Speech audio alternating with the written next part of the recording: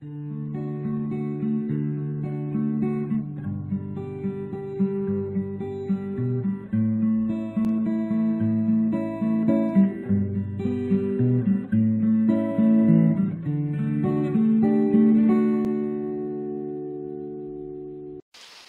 I'm Stuart Bloor. Best way to start a video, playing a fish. The tip pulled round. I think it's probably a very small chub. It doesn't feel big at all, but it's definitely a chub and not a bream. Yep, absolutely a small chub. But you know what? It means that I'm not a blanker. So all are very, very welcome, especially the first fish. And when I say small chub, it really is. That's a decent fish if you were maybe in a contest and struggling. A couple of those in the net would be great. But as far as my angling is concerned, I'm used to catching ones a little bit bigger than this.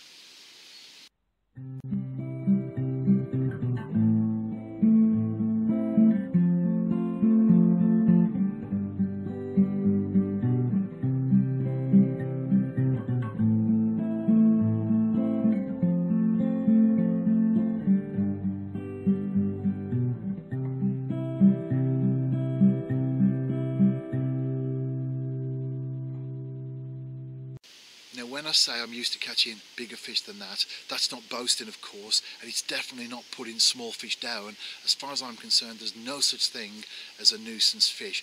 What I am saying is that angling can be, to each and every one of us, what we want it to be. Now me personally, I love to catch the bigger fish in a venue, so I deliberately set my stall out to eliminate as much as possible the smaller fish and go for that maybe 1% of bigger ones that's actually in there. Now that's not everyone's taste, of course. A lot of guys just want to catch fish, as many fish as possible, and that's the beauty of angling, isn't it?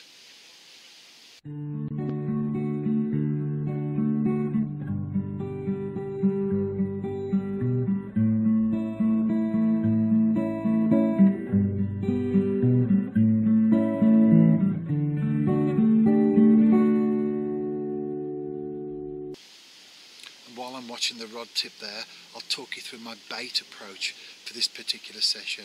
I put some ground bait out when I first arrived, Flumino ground bait, F code. It's good stuff and cheap as well. Check out the SBS website and you'll be surprised how cheap it is. If you do get your hands on some, how good it is as well. Anyway, I'll put that out, nothing added to it at all. Quite a sloppy mix. What I wanted to do was to draw fish in, not to necessarily feed them, but to draw them in. And as I've said so many times in my videos, and I will say again many times in the future, I'm sure, I'm a great believer that a crowd attracts a crowd. So I'm not bothered about small roach, small bream, whatever in the swim, because I believe that they in turn will attract the bigger fish and of course give them confidence to feed. So I put some ground bait out on arrival, then I put some of my old favourites, the multi-mix pellets out, put a couple of handfuls of those across the area that I'm fishing, and also some boilies as well, just a few boilies out there. I'm fishing with M1 10mm boilies, 2 of them on the hook, and I dip them as well. I always soak them prior to a session, but also dip them each time I cast out. So that's my bait approach for the session. I did the water temperature first. That's important, because if you put too much bait out and the temperature trend is on the way down, it's a cold day, the water temperature isn't too clever. Once you put the bait out there, you can't get it out, can you? But I did the water temperature, as I do every session that I fish on, and the temperature is on the increase. The temperature trend is looking good. It's pretty decent actually for this time of the year. That's why I was confident to put a certain amount of bait out there, and so far it's worked.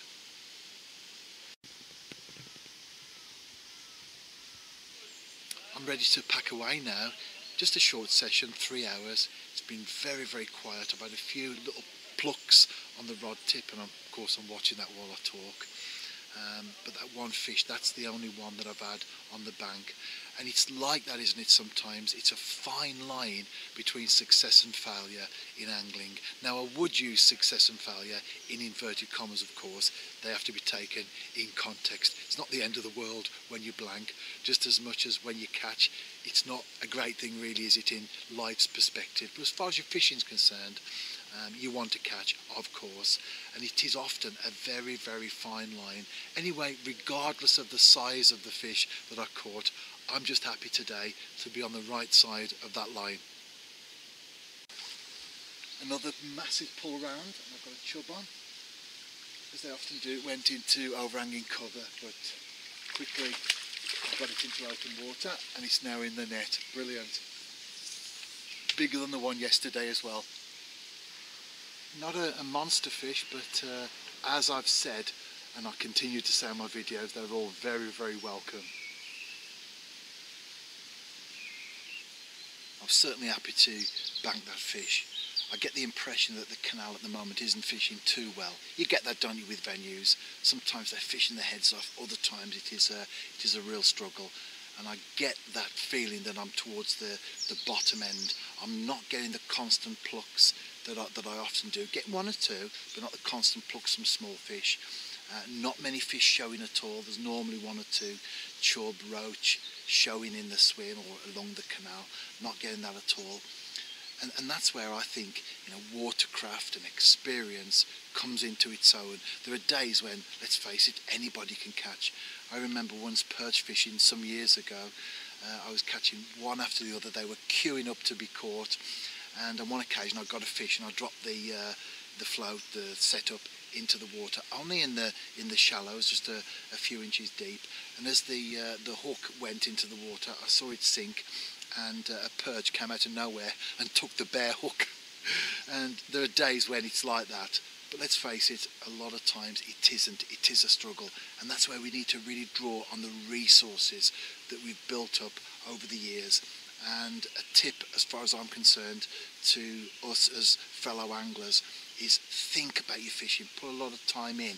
Don't just go and use your favourite bait and set up in your favourite swim or whatever. Think about the session, think about the conditions, put some time into it, and I find that the more I do that, the more, particularly when the going's tough, because when it's easy you'll catch regardless, but when the going's tough, that's when you edge just that right side of that line.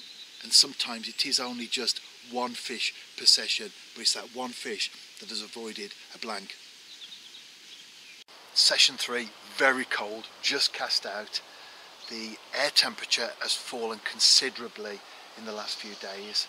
It's gone from being a very mild day to actually sharp overnight frosts. So it was scraping the ice off the windshield this morning. But the water temperature has, well, say only fallen. It's only fallen by 2 Celsius. It's gone from 9.1 to 7.1. That will continue to fall. So the temperature trend is on the down slide. And also, of course, it's a pretty hefty percentage drop as well, isn't it? But as always, in it to win it. I've changed my bait approach. Instead of the 2 10mm M1 boilies, I'm using a 14mm lobworm boilie. Now that's not tactical, that's purely and simply because I used up all the M1s, but the choice, the decision to go for the lobworm boilie, that was deliberate. It's a winter bait. One of the things that SBS does on the website alongside the products are little symbols, and the symbols tell you whether it's a spring bait, a summer bait, winter bait, all year round, and so on and so forth, and that helps you to plan. And it's particularly at this time of the year when the water temperature drops, it gets cold, you're fishing for maybe just 1 or 2 bites per session.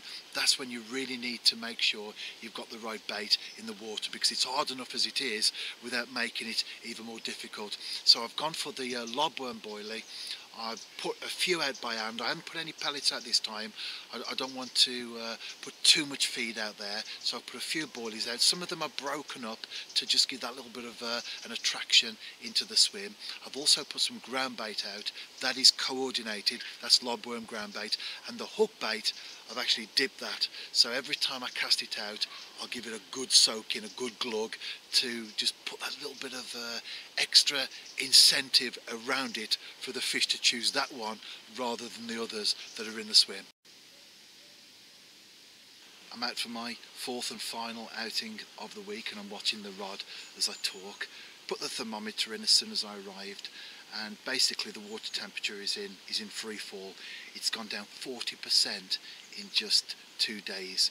We've had such high temperatures, I mean all year round really, not just you know, in the summer. It's been good all year round, right up until the onset of winter. This week we've had temperatures nudging double figures, and then suddenly to fall like this, that obviously has an effect upon the fish. Now if you're out and about during the winter and it's 5 Celsius, but it's been like that for a period of time, what's happened is the fish have got used to it, they've stabilised. Or even if it's 5 Celsius and it's been 3 before, that's actually a good thing because the temperature trend is on the increase. But when it's like this, it's always going to be difficult. You have to be realistic when you fish. But as always, as long as my bait's in the water, I've got a chance. And the thing is, just like on session 3, if I blank, I'll enjoy it anyway. So at the end of the day, I'm in a win-win situation. My chair, as you can see, was a bit terminal. It was on its last legs, but now it's finally died. So I think it's time for a new chair.